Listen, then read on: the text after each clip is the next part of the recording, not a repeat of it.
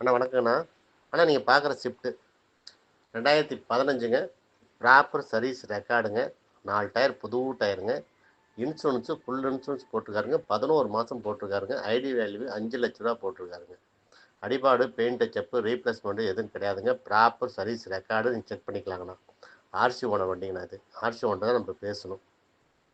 இதோட விலை வந்துங்க 4,80,000 கேட்குறாங்கன்னா பேசிக்கலாம். பெட்ரோல் இதில் மைனஸ்ன்னு பார்த்தா அப்படின்னா ஓனர் 3ங்க. அது ஐடியா இருக்கான்னு பாருங்கண்ணா. அண்ணா வணக்கங்கண்ணா.